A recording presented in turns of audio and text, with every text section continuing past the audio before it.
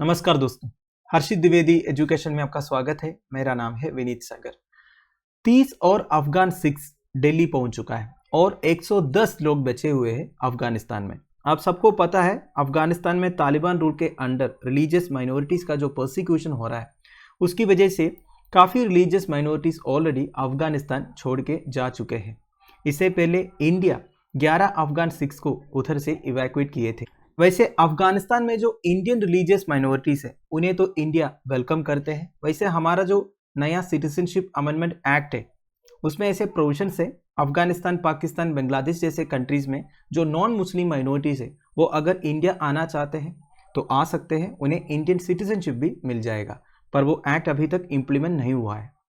तो आज इस वीडियो में इंडिया का जो प्रीवियस इवैक्यूएशन ऑपरेशन रहा है अफगानिस्तान में उसके बारे में डिस्कस करेंगे, इंडिया अफगानिस्तान रिलेशंस के बारे में डिस्कस करेंगे, साथ साथ में अफगानिस्तान का जो गवर्नमेंट है उसे इंडिया क्या रिकॉग्नाइज किया है या आगे करेंगे, क्या क्या क्राइटेरिया है एक गवर्नमेंट को रिकॉग्नाइज करने के लिए, वो भी हम डिस्कस करेंगे। तो शुरुआत करते हैं दोस्तों। ये batch of 30 Afghan Sikhs including main, women and children Delhi पहुंच चुके हैं काबुल से। ये लोग आए थे काम एयर फ्लाइट नंबर 4401 से। रिसेंटली गवर्नमेंट ऑफ इंडिया एक रेस्क्यू ऑपरेशन कंडक्ट कराया था अफगानिस्तान में after a deadly attack on करते परवन गुरुद्वारा इन काबुल। अब सबको पता होगा 18 जून को करते परवन गुरुद्वारा में एक टेररिस्ट अटैक हुआ था जिसमें गुरुद्वारा का प्रीस्ट सविंदर सिंह का डेथ हुआ था। तो government of India 11 Afghan Sikh citizens को उधर से इवैक्यूएट किए थे और दिल्ली पहुंचाए थे बाय ए स्पेशल कमर्शियल फ्लाइट।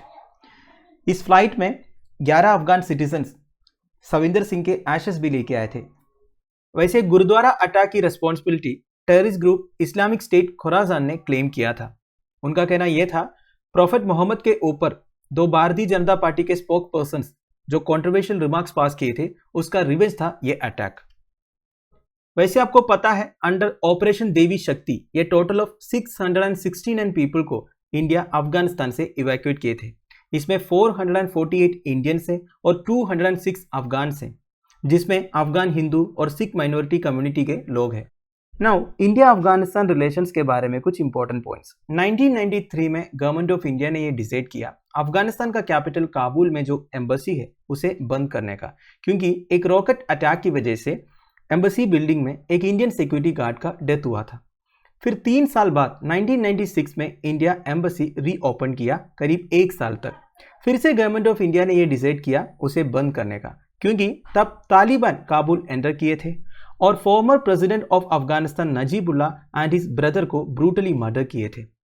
फिर 1996 से लेके 2001 तक इंडिया नॉर्थर्न अलायंस को एक्टिवली सपोर्ट किया। नॉर्थर्न अलायंस क्या है दोस्तों? It was a united military front that come in formation in late 1996 after Taliban took over Kabul. देखिए 1996 में तालिबान काबुल को टेक ओवर किया था, तब नॉर्थर्न अलायंस करके एक यूनाइटेड मिलिट्री फ्रंट बना जो तालिबान के अगेंस्ट फाइट किया और तालिबान रूल को 2001 में खत्म किया। इसके बाद गवर्नमेंट ऑफ इंडिया जब अपना एम्बेसी रीओपन किया अफगानिस्तान का कैपिटल काबुल में, तब से लेके अब तक मतलब before Taliban take over of Afghanistan, India का लॉन्ग हिस्ट्री ऑफ एंगेजमेंट रहा है अफगान पीपल के साथ। इंडिया ने बिलियंस ऑफ डॉलर्स स्पेंड किया है on humanitarian assistance and on training and capacity building in Afghanistan. वैसे तालिबान टेक ओवर के बाद भी government of India and Taliban officials के बीच में जो रिलेशंस है वो लगभग ठीक रहा है। इवन रिसेंटली आपको पता होगा अफगानिस्तान में एक अर्थक्वेक हुआ था जिसमें करीब 1000 लोगों का डेथ हुआ था। तब acute food and health crisis हुए थे, तब काबुल दिल्ली को हेल्प के लिए पूछा और इंडिया ने हेल्प किया भी। इसके अलावा government of India recent years में अफगानिस्तान को कोविड-19 vaccine, food and medical supplies भी प्रोवाइड किया है और ये सब की डिलीवरी इंश्योर करने के लिए इंडिया 2 डेलीगेशंस को भी भेजे थे अफगानिस्तान कैपिटल में। और इंडियन डेलीगेशन को तालिबान लीडर्स ने अश्योर किया था कि कोई टेररिस्ट ग्रुप उन्हें अटैक नहीं करेंगे और इंडियन पर्सनल उधर सेफ रहेंगे। अभी तक India 20 tons of medical assistance provide किया है अफगानिस्तान को, जिसमें एसेंशियल लाइफ सेविंग मेडिसिन है एंड कोविड-19 डोसेस भी है। इसके अलावा India food assistance of 35,000 metric tons of wheat भी प्रोवाइड किया है अफगानिस्तान के लिए। तो जितने consignments government of India Afghanistan को दिया ये तालिबान ऑफिशियल्स को हैंड ओवर नहीं किया, बल्कि United Nations Office for the Coordination of humanitarian affairs, UN World Food Programme and Afghan Red Crescent Society को हैंड ओवर किया। इसके अलावा government of India recently 10 tons of medical supplies भी प्रोवाइड किए थे which is sufficient for 5400 surgeries and medical treatments covering 36,000 people for 3 months by WHO। तो government of India ने काफी हेल्प किया है दोस्तों अफगानिस्तान को तालिबान टेक ओवर के बाद भी। अब दोस्तों मैंने आपको इधर United Nations Office for the Coordination of humanitarian affairs that is UNOCHA के बारे में बोला। इस एजेंसी के बारे में कुछ इंपॉर्टेंट डिटेल्स समझ लेते हैं जो आपके एग्जामिनेशन पर्सपेक्टिव में इंपॉर्टेंट है। ऑब्वियस बात है OCHA एक यूनाइटेड नेशंस बॉडी है, 1991 में एस्टैब्लिश हुआ था to strengthen the international response to complex emergencies and natural disasters. दुनिया भर में जब भी कोई कॉम्प्लेक्स इमरजेंसीज होते हैं जैसे कि तालिबान टेक ओवर के बाद अफगानिस्तान में हुआ, और जब कोई नेचुरल डिजास्टर्स होते हैं उधर रिलीफ देने के लिए पहुंच जाते हैं UNOCHA। इससे पहले और एक ऑफिस था यूनाइटेड नेशंस का that is United Nations disaster relief coordinator, इसी का सक्सेसर आप बोल सकते हो UNOCHA। OCHA 2016 में वर्ल्ड ह्यूमैनिटेरियन समिट ऑर्गेनाइज किया था इस्तांबुल टर्की में। वैसे यूनाइटेड नेशंस डेवलपमेंट ग्रुप का एक सिटिंग ऑब्जर्वर भी है UNOCHA। इसका हेडक्वार्टर 2 लोकेशंस पे है, एक न्यूयॉर्क में, दूसरा जेनीवा में। फाइनली मैंने आपको पहले ही बोला गवर्नमेंट ऑफ इंडिया अभी तक तालिबान रजीम को ऑफिशियली रिकॉग्नाइज नहीं किया है, फिर भी हमारे ऑफिशियल्स तालिबान के साथ एंगेज किया है रीसेंट कुछ मंथ्स में। नाउ एक गवर्नमेंट को रिकॉग्नाइज करने के लिए इंटरनेशनली एक्सेप्टेड 2 थ्योरीज है, एक है थ्योरी ऑफ इफेक्टिवनेस, दूसरा है थ्योरी ऑफ डेमोक्रेटिक लेजिटिमेसी। अब ये दोनों क्या कहता है ये चेक करते हैं। थ्योरी ऑफ इफेक्टिवनेस के बेसिस पर A government can be recognized when it effectively controls the state it claims to govern। अगर एक गवर्नमेंट उस स्टेट को effectively कंट्रोल करते हैं, effectively कंट्रोल करने का मतलब है control over the states territory, population, national institutions, banking, monetary system etcetera. इस हिसाब से तो तालिबान रेजिम को रिकॉग्नाइज करना चाहिए क्योंकि तालिबान को इफेक्टिव कंट्रोल है अफगानिस्तान का टेरिटरी के ऊपर, पॉपुलेशन के ऊपर, नेशनल इंस्टीट्यूशंस के ऊपर, बैंकिंग एंड मॉनेटरी सिस्टम के ऊपर।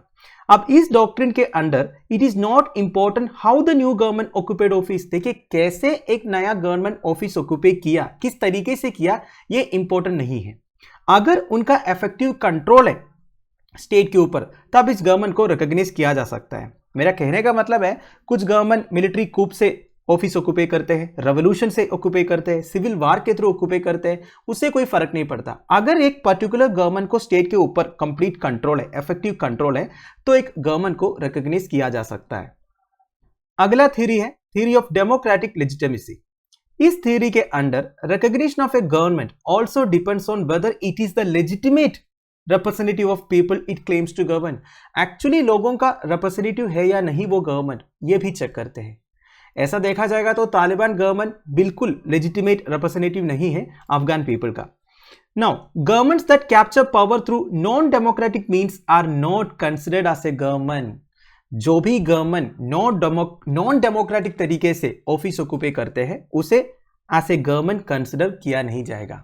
फॉर एग्जाम्पल मिलिट्री कूप से, रेवोल्यूशन से, सिविल वार से, ठीक है। तो इस हिसाब से तालिबान एक गवर्नमेंट नहीं है। कोल्ड वॉर के बाद आपको पता है डेमोक्रेसी काफी सारे कंट्रीज में आ गए, ह्यूमन राइट्स के बारे में अवेयरनेस फैल गया, तो ये जो पर्टिकुलर थ्योरी है ये बहुत मायने रखते हैं दोस्तों। तो इस थ्योरी के अनुसार government of India Taliban government को ऑफिशियली रिकॉग्नाइज नहीं करते क्योंकि वो डेमोक्रेटिक तरीके से ऑफिस ऑक्यूपाई नहीं किया। और एक एग्जाम्पल दिया हुआ है दोस्तों यमन का। यमन एक वेस्ट एशियन कंट्री है, सऊदी अरेबिया का सथेन साइड में। यमन क्राइसिस के बारे में आपने सुना होगा। वैसे चैनल में एक वीडियो अवेलेबल है दोस्तों, आप हर्षित द्विवेदी नाम के साथ यमन क्राइसिस करके सर्च कीजिए, आपको वीडियो मिल जाएगा। उसमें सऊदी अरेबिया का रोल क्या है, हुदी रिबल्स क्या करते हैं, यह सबके बारे में डिटेल्ड एक्सप्लेनेशन है, ठीक है। वैसे 2015 में यमन में रिबेलियस सेपरेटिस्ट ऑफिस ऑक्यूपाई किया था थ्रू इलीगल मीन्स। मतलब जो सेपरेटिस्ट है वो भी यमन में डेमोक्रेटिक तरीके से ऑफिस ऑक्यूपाई नहीं किया था, पर यमन का एक गवर्नमेंट यमन के बाहर रहकर अब्द्राबू मंसूर हादी चलाते हैं। ये जो अब्द्राबू मंसूर हादी गवर्नमेंट को काफी कंट्रीज ने रिकॉग्नाइज भी किया है। ये सेपरेटिस्ट वाला गवर्नमेंट को रिकॉग्नाइज नहीं किया है जो यमन के बाहर रहकर यमन को चलाते हैं। जैसे कि दलाई लामा तिब्बत के बाहर है, इंडिया में है, पर एक गवर्नमेंट इन एक्सेल चलाते हैं। उसी तरह अब देखिए दोस्तों और एक इंपॉर्टेंट बात है, तालिबान ने नॉन डेमोक्रेटिक तरीके से ऑफिस ऑक्यूपाई किया है अफगानिस्तान में। अब इस वजह से तालिबान गवर्नमेंट को रिकॉग्नाइज नहीं करना है, ऐसा कोई बाइंडिंग लीगल ऑब्लिगेशन नहीं है किसी भी कंट्री के ऊपर। आपको पता है ऑलरेडी तालिबान गवर्नमेंट को कई सारे कंट्रीज ने रिकॉग्नाइज किया भी है। तो मेरा कहने का मतलब है ये जो theory of democratic legitimacy, theory of effectiveness, ये इंटरनेशनली एक्सेप्टेड थ्योरीज है, पर इसको फॉलो करना है नहीं करना है ये तो कंट्रीज के ऊपर है, उनके इंटरनेशनल रिलेशंस के ऊपर है। तो दोस्तों दैट्स इट। देखिए दोस्तों, इवैक्यूएशन से शुरू किया था और थोड़ा सा आउट ऑफ द टॉपिक चला गया, फिर भी देखिए इंटरनेशनल रिलेशंस के मामले में वो सारे पॉइंट्स आपके लिए इंपॉर्टेंट है। आई होप आपको वीडियो इन्फॉर्मेटिव लगा होगा। लेक्चर की पीडीएफ एज यूजुअल आपको टेलीग्राम चैनल में मिल जाएगा, जिसका लिंक नीचे डिस्क्रिप्शन बॉक्स में प्रोवाइडेड है। Thank you for watching, bye bye, have a nice day.